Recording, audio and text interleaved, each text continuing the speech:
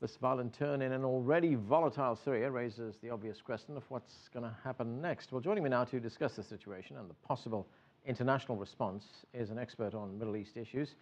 Peter Bechtold is adjunct professor of political science at Portland State University. Thanks for joining us, sir.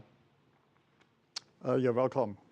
Now, we heard some of the opinions expressed there by John McCain saying that the United States should adopt some kind of what he called game-changing action and that it should establish a safe zone and supply weapons to the right people. So the question for the U.S., I guess, is how do they respond to this? Well, John McCain is a minority voice.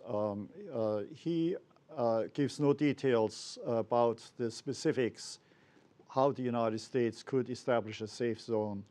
I think there are two issues behind his comments. One of them is the long opposition that he has been waging against the Obama administration, and that is understandable. But also the fact that he and Senator Lindsey Graham from South Carolina have been pushing a line which is closely identified with a pro-Israel government lobby. And they would like the United States to get involved in Syria as part of a proxy action against the real target, which is Iran. And I think this is how we have to understand the Israeli strike against the Fatah 110 missiles that has been reported in Damascus. Are the Israeli actions a violation of international law? And indeed, if they are we going to see the UN step in at some point?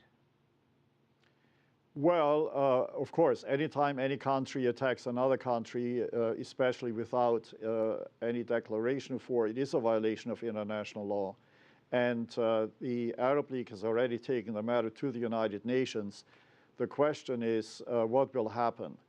I am personally a little bit concerned that this was timed very cleverly, if I may explain.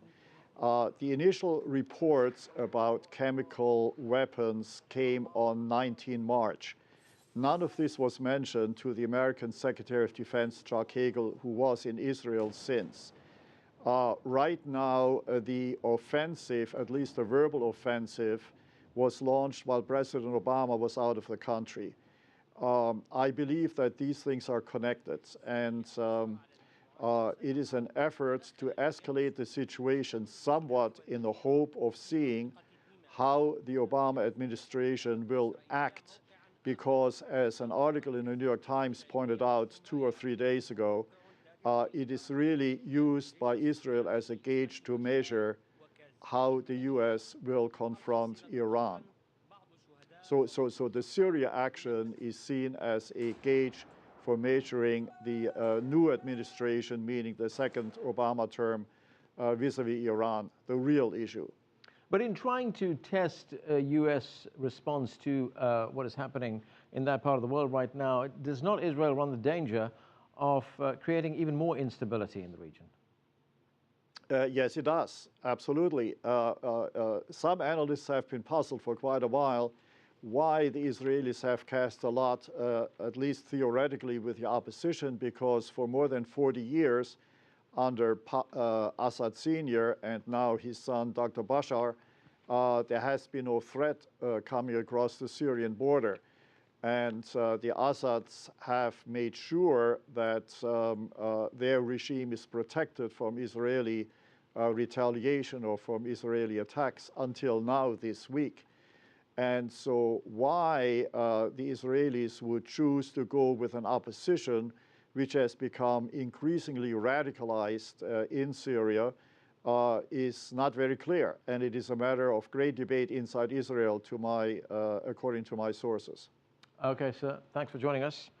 Professor Peter Bechtold there from Portland, Oregon.